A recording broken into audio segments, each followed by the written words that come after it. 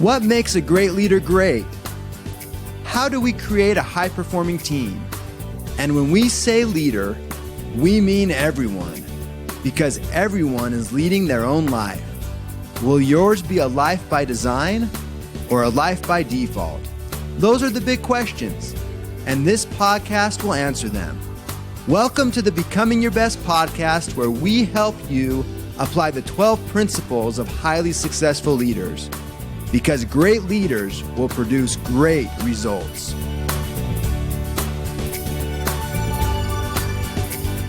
All right, welcome back to our Becoming Your Best friends, wherever you're at in the world. This is your host, Rob Schallenberger, and I hope you're having a fabulous day. You know, this is going to be a fun podcast. I have with me here in the same office, John Skidmore. We're going to talk about something that has touched everyone at some point in their lives, whether directly or indirectly. This particular topic will have touched everyone at some point. I'm going to, first of all, direct you to the website, anxietyconquer.com. There'll be some resources there we'll talk about throughout this podcast that will be helpful to you, and we'll get into that in more detail. But I want to introduce John Skidmore. I had the chance to meet John, it's almost been a couple of years now. He is a licensed psychologist. He's a professor at Brigham Young University, has an amazing background of helping people through anxiety and all kinds of performance anxiety-related issues, and he's really been doing this for decades. So first of all, John, it's great to have you here. It is great to be here. Looking forward to being a part of your friend network and being able to support them in any way I can. Well, John's become a great friend. He's the co-author with us. So him, my father, and myself wrote the book, Conquer Anxiety. And it was just awesome to go through this journey together with him and see how anxiety is something that reaches more of us than we realize. It's something that touches us in so many different ways. And so we want to get into this podcast. You know, what is anxiety? What causes anxiety? What are some of the things that people experience? And then touch on a few of the topics that you'll find in the book and how that can be so helpful in, first of all, recognizing what anxiety is, because that's the start. That's one of the things I've learned through this process. And then number two is, how do you address anxiety and finally conquer it so that you're at this optimal level of what we call activation throughout this process? So we're going to jump into this. I'm going to ask John a few questions and help him bring his wealth of knowledge to elaborate on some of these things that are a little bit of mysterious topics, you know, for a lot of people. And so let's start with anxiety, John. Just in the very basic foundation, you know, why do we experience anxiety in the first place as human beings? The natural state of the body is a state of rest and peace. But yet we've also been subjected to all kinds of threats, dangers, and fears. We've got to survive. So anxiety is really all about the survival mechanism that's built into our brain. I like to talk about three parts of the brain that are so important. We have our midbrain, which is all about our fight or flight response. That's where our anxiety comes from. That's where that imprinting of something that causes anxiety, like rattlesnakes, boy, that imprint is there. It shows up. It fires off. It sends the adrenaline through the system, signals for that. And then we react to it. We like to use the word activated in our book, because it's actually called the sympathetic nervous system. It is activated. And when it's activated, we're familiar with these symptoms. Heart rate increases, respiration increases. Sometimes the mouth goes dry. Respiration becomes very shallow. Sometimes the face feels like it flushes. Sometimes the stomach feels like it's tied in knots, or there's butterflies or jets flying around in that stomach. All kinds of weird stuff can happen. And all of that is really designed to help us prepare to fight or to run. But yet, a job interview, well, I'm going to go into this, but that anxiety, those symptoms aren't necessary for that, and they simply interfere. So we have that mid part of the brain, then we have our frontal cortex under the forehead, prefrontal cortex right behind that. I like to refer to that as the decider brain. That's the part of the brain we want to be in when we go into that job interview, when we're trying to organize this project, when we're trying to create something. And it's exciting to be able to be in that part of our brain, but we also know what happens when that midbrain gets triggered. And this was something that was interesting, is I've heard a lot of people now who have read the book already, just in the short time that we've released it, and they said they love being able to put a label on an emotion. In other words, rather than it just being this mysterious thing, you know, the butterflies or tingling, whatever it is, now you can say, you know what? I'm not just nervous. I'm not just anxious. I'm simply activated. And with the word activated implies deactivate.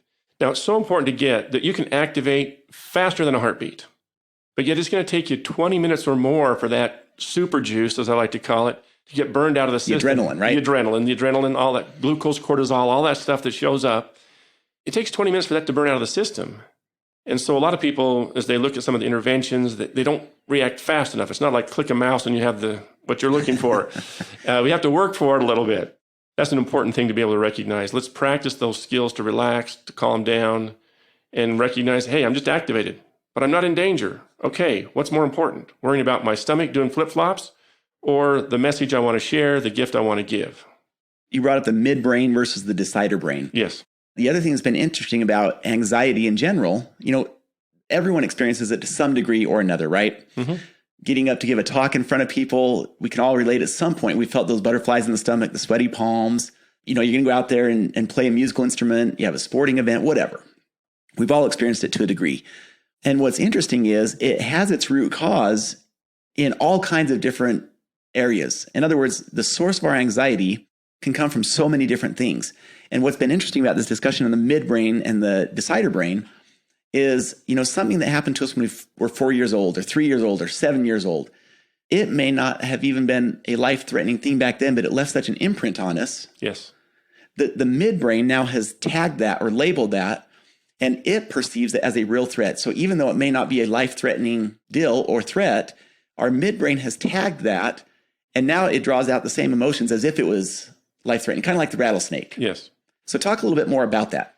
The brain of a child, that midbrain is fully developed by the time a child's 2 years old. And all they're really doing at that point is encoding, learning things that are going to be hurtful, harmful to them. This is part of survival. So we're going to learn about mistakes. We're going to learn about failures. We're going to learn about pain. We're going to learn about positive responses, these kinds of things. Well, the response we learn when we're little is often the same response we bring to our experiences as an adult, except we often think as an adult the problem's in front of our nose. In this sense, I'd like to talk about 5% of why we're upset or scared most often is in front of our nose, and 95% is between our ears. Yeah. That's where the real energy is coming from. And suddenly it's like, oh, if I can take care of my reaction to this and my response to this, oh, I'm going to call this a learning opportunity. It's not a failure. My history of failure brings up a whole different thing. It's interesting because when we're talking about fight or flight, most anxiety is, like you said, 95% of it's between our ears. It's something that we've tagged along the way or labeled as a threat, but the reality is it's not a life-threatening threat. It also starts to kind of shift very quickly from the physical pain or physical threat. I mean, I'm 59 years old. I've only had one true bona fide life-threatening experience, like near death. That could have taken me out. But I've had lots more of anxiety in situations where I've been anxious or worried or concerned about things. It's because we start to tune into the social component. Am I being liked? Is it good enough? Is it going to be accepted? Was it the right thing? Was it complete enough? Was it what I hoped for? And these things can also start to trigger our stress response. Yeah, so I mean, that's kind of the idea, right? There are so many different things that could trigger our stress response. Yes. And so in chapter 2 of the book, for those who get the book, Conquer Anxiety, and hopefully everyone listening to this will get the book because it will benefit you, it will benefit your family, your friends, your coworkers. I mean, in writing this, I learned so many things in our conversations with John, especially related to performance anxiety. So in chapter 2 we put in there an assessment, yes. Right, John? And this assessment, there's 4 different significant exercises that really walk a person through what's causing their anxiety. Why is it so important that someone takes that assessment versus just jumps into, learning different techniques? Well, I'm going to use the words of a colleague of mine. I gave her a copy of my book, and she pulled me in the office just the other day and said, John, can I talk to you for a minute? Sure. I was reading your book, and I was reading the assessment, and I'd never connected that when I was 7, X happened, and I've been anxious about that ever since. Huh. And, here's a professional in the mental health field, and she was like, thank you. That helped me explain where some of my anxiety has been coming from. So really what this does is it gives us a chance to look at some of the major themes, not only experiences that we've had around successes and failures, because there's a lot of us, we have issues with that. But as we start to look at what we call our successes, what we call our failures, as we start to look at different attitudes and beliefs, these are typically patterns. I do not have to redecide my response to a rattlesnake encounter. That is just so there that anytime that shows up, I know exactly what to do. I know what I'm going to do. It just happens. Well, This is about changing these patterns, and recognizing where they started is a great way of saying, oh, that may have been reasonable then. That may have made sense then. It doesn't make sense now. And that gives us access to saying, oh, my first response. That's one thing I love to talk about, is that midbrain will give us a first response. And it's very powerful to watch someone say, oh, my first response. Yeah, that's my first response. Oh, I can't trust that. Oh, if that's my first response, can't trust it, what could be my second response? What could be my third response? That's where that decider brain comes in. Decider brain, right? Yep. I'm going to decide that this is going to be an opportunity. I'm going to decide that I can live as I go through this. I'm going to decide what my next right step's going to be. And we have literally hours of content here that we can talk about, and we're going to do more podcasts on this book, Conquer Anxiety. So it's okay that we go off on some sidetracks here, because we'll come back to these. So you just brought up the first response. Yes. And this one's been interesting because we can, again, I think everyone listening to this podcast relate to this. You finish giving a talk in front of a group of people, you finish playing a musical instrument, an athletic event, an interview, whatever. And it's so interesting to look into our brains as human beings and how our first response most of the time tends to be negative. Yes. Isn't that interesting? I mean, it's like, oh, that didn't go well, or what could have happened there? So 99 things could have gone right. One thing maybe didn't. And we tend to focus on that one thing. Right. And if we're not careful, this is one of the things that I've observed. If we're not careful, that one thing, despite there being 99 good things about that experience, can get labeled or tagged and start creating anxiety for future things like that. Absolutely. And it's interesting, our brain does focus on negatives because that has survival value on that hunter-gatherer brain. It goes back a few thousand years. And so we want to pay attention to that. We don't want to have to relearn this. So here's the idea. In chapter 2, you're going to see an assessment for those who read the book. And it is so important to go into that assessment because what I've learned is you've got to understand what's causing your anxiety.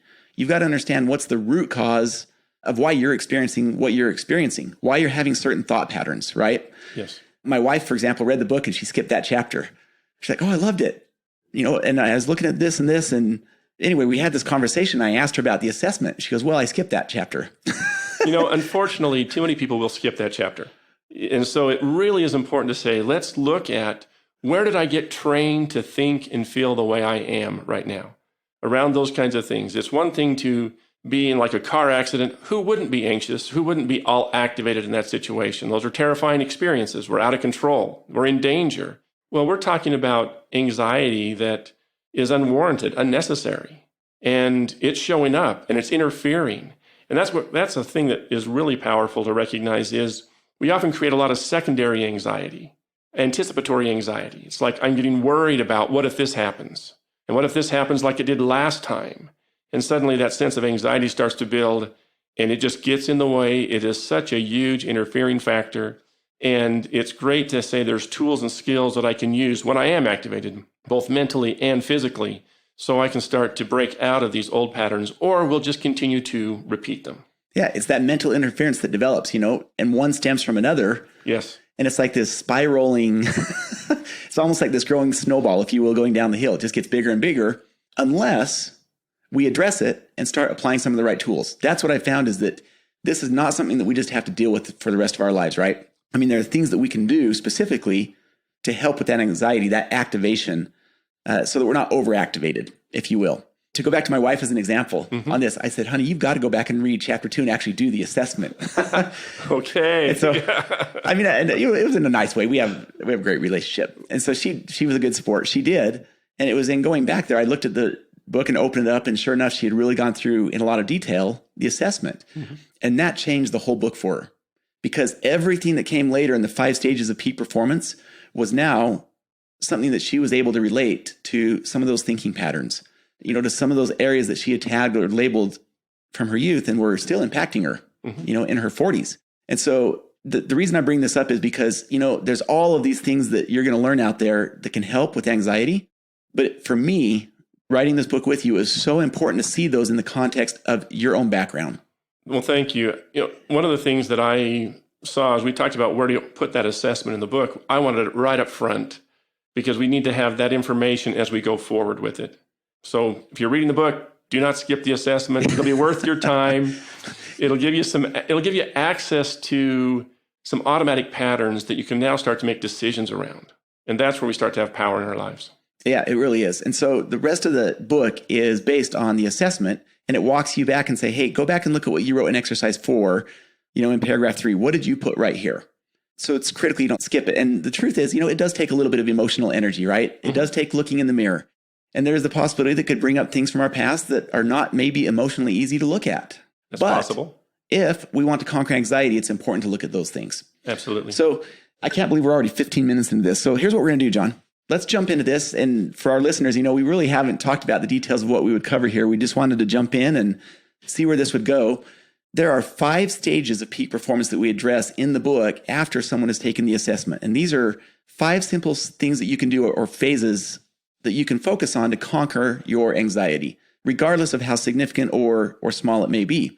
Now, while this is targeted at performance anxiety, so climbing, playing a musical instrument, giving a talk in front of a group of people, this applies to everyone across the board. And we came up with a very simple way to describe these 5 stages. It's vision, ready, set, go, and evaluate. Yep. So let's just talk about a few of the key highlights throughout those. What are some of the things that we'll just say could have a big impact on people? And then we're going to come back and do another podcast specifically on the 5 stages. But let me ask you, John, in your experience, you meet with people on a daily basis in your office as a psychologist who are experiencing anxiety. What are some of the most common things that you see? And I'd really rather save most of the 5 stages for a separate discussion, separate podcast, because there's so many things in there that could be helpful to people that it really does deserve its own time and podcast. But as you see and meet with people on a daily basis, what are some of the most common recurring things that you see? And why would this be important for our listeners to understand and hear some of those examples? When it comes to anxiety, there is such a thing as a conditioned response. It's an automatic response.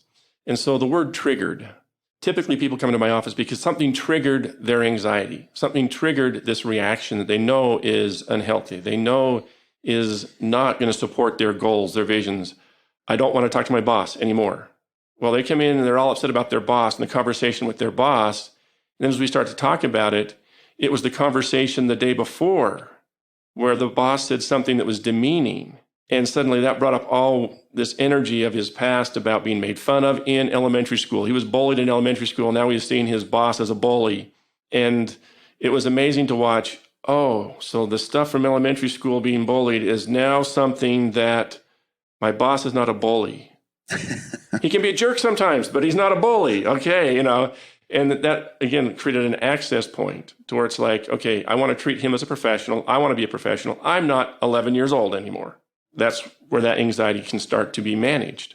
Other things that show up in the office really are part of life. I mean, life is a very uncertain thing. Life's never been more uncertain for more people than today in these coronavirus times. Yeah. And we like to pretend we're very certain about things and very sure. Because ultimately that says I'm safe, right? If you're going to rappel off a cliff, you want to make sure that's anchored properly. Unfortunately, there are people that die every year rappelling because they don't do their anchor properly. So we want to make sure as certainly as we can that we're safe. But there's times where uncertainty, there's things we just cannot control. And so the more a person tries to control things they can't, the more anxious they're going to be. You could put the things of life into 3 piles, things we can control, things we can influence, things we can't control. That we can't control pile is the biggest. And so being able to get out of the anxiety and say, okay, well, what can I control? What can I do? I'm going to focus on that. I got to let this other stuff go because all that does is cause anxiety. And isn't that interesting? I'm just thinking about my own life and the people I associate with on a daily basis. It seems like that is a dominant way of thinking for most people, including myself. Control? Control, yeah. Control issues, yes. Guess who has control issues? We all do. And when we're spending time on the things we can't control, that there seems to be a much larger increase in anxiety. And isn't that interesting that that's where we tend to spend most of our time, or where we have minimal influence?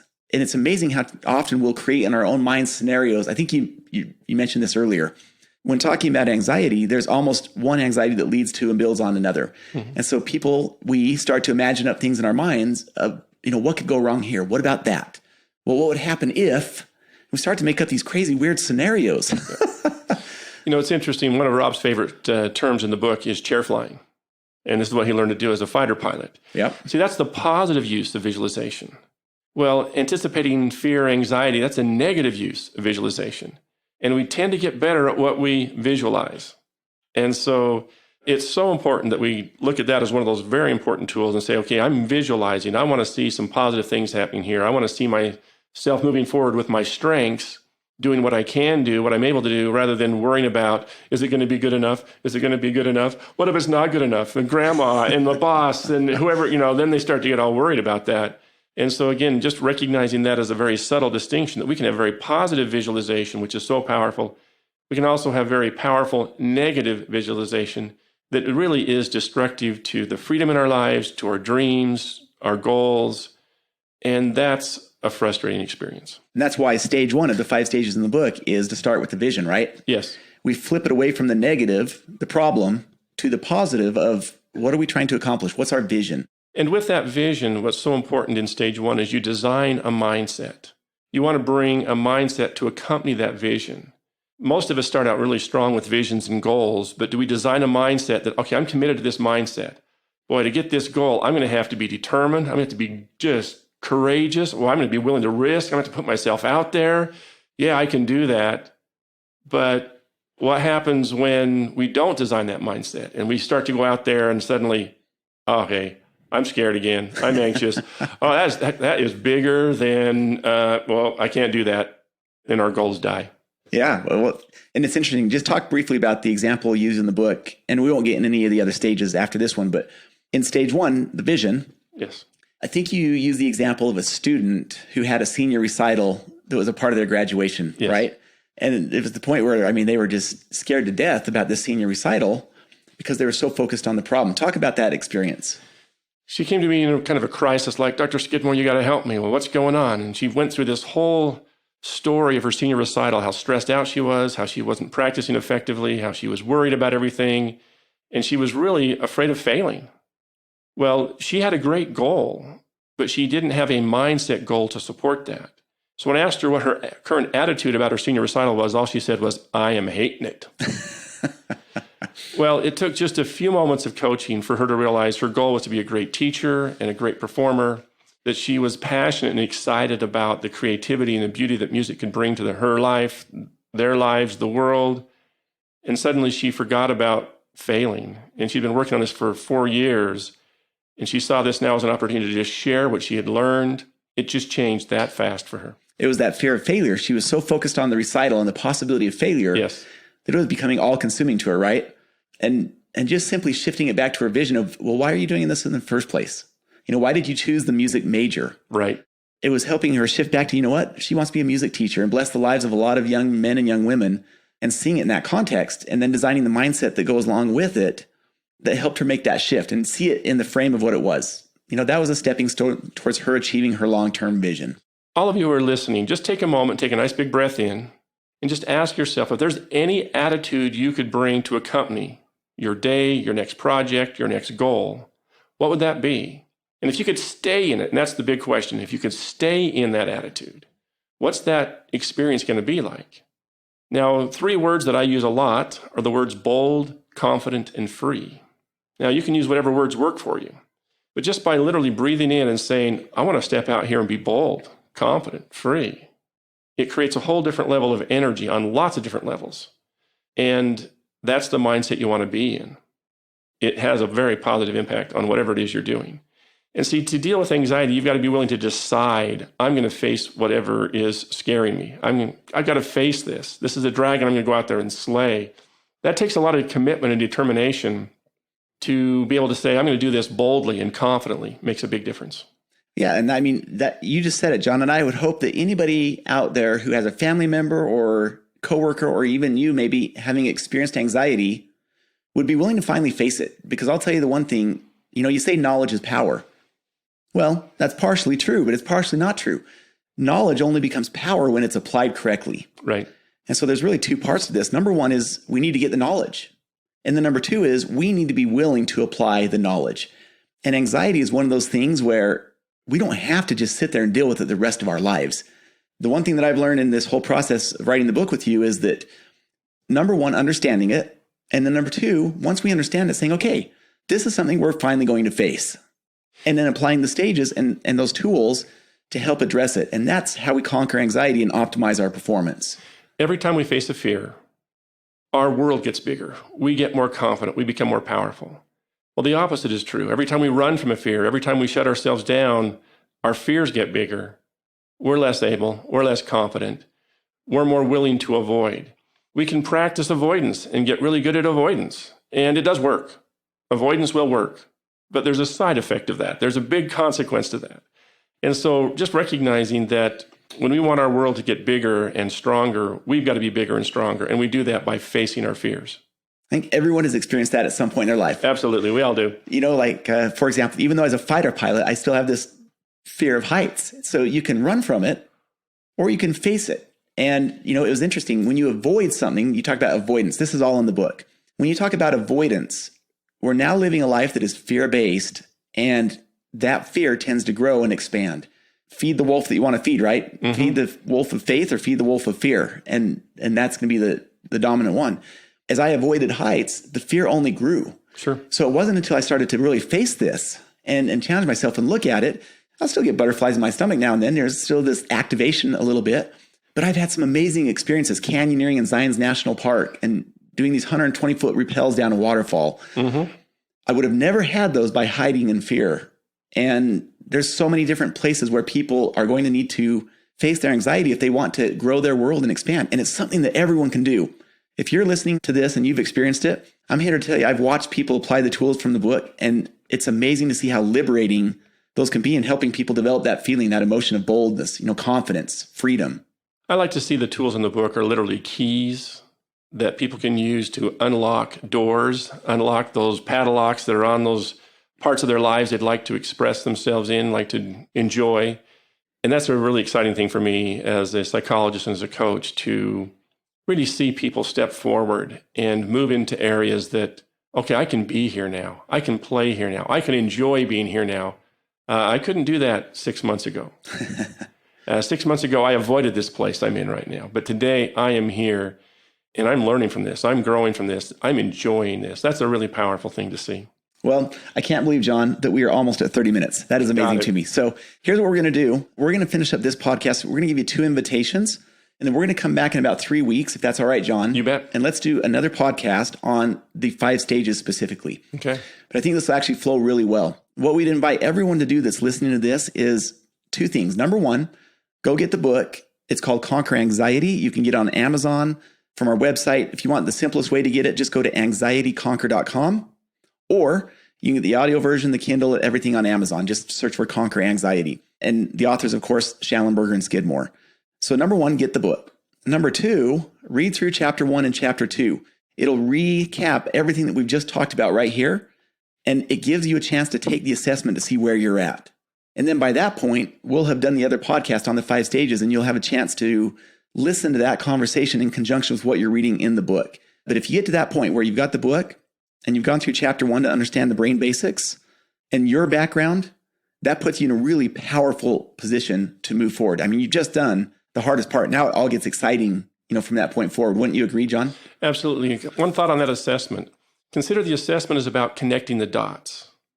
As you start to look at your timeline of where you had successful or negative performances, well, you'll see those same attitudes show up in the sentence completion exercise.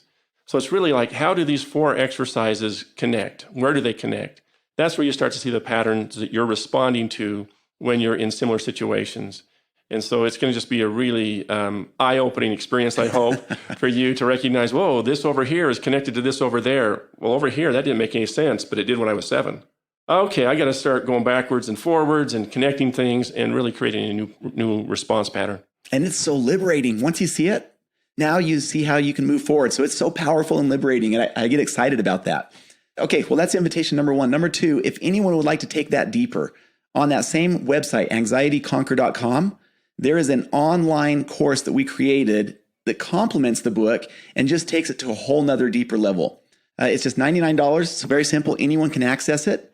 You get an entire workbook that goes along with it, as well as specific videos for every exercise, every activity, and every part of the book, so that you get it at a fully, I'll just call it a fully integrated approach. Okay. To where you get that one-on-one look, you get the explanation of every part, So the online course will be a really valuable tool for those who get the online course as well. So those are the steps. We'll get into the 5 stages in another podcast about 3 weeks from now. Get the book, read through at least chapters 1 and 2, and make sure that you take the assessment in chapter 2. And then if you want to go further, obviously go further. We'll come back and do another podcast on the 5 stages in a couple of weeks, 2 to 3 weeks. John, any parting thoughts, comments for our listeners before we wrap this one up? It's really about facing fears. And just notice where the idea of maybe I don't want to, oh, I don't like that, that doesn't interest me. See, those are often the front for, they scare me to death and there's no way I'm going to do that. But it sounds much more noble to say, I don't want to do that. I don't like that. Just look for that as something that may or may not be a part of your life, because it's really fun to step back and say, oh, I choose to move forward with this and face whatever I need to face. And my world just got bigger and my opportunities increased. And that's an exciting thing. That freedom we're talking about when we conquer anxiety is part of what makes life great. Yeah, I totally agree. Well, thanks, John. It's always great talking with you as Likewise. usual. And to our listeners, thank you for tuning in. We invite you to share this with your friends. Share this with other people who might benefit from it. That's where the old saying that, one person can make a difference comes in. So we appreciate you being loyal. We want to help you succeed and add value wherever we can. And that's the whole intent behind doing this. So between us and you, we hope you have a fabulous day and a great week, and we'll see you again soon. Thank you for listening. Would you like help to apply the 12 principles of highly successful leaders in your life, in your family, or in your organization? Call us today at 888-690-8764 to speak with a helpful representative to evaluate your situation and how we can help. Or you can visit becomingyourbest.com. Whether it's a corporate training event, keynote, workshop, trainer certification, or personal coaching, it would be our pleasure to serve your needs. Once again, call 888-690-8764 or visit becomingyourbest.com today.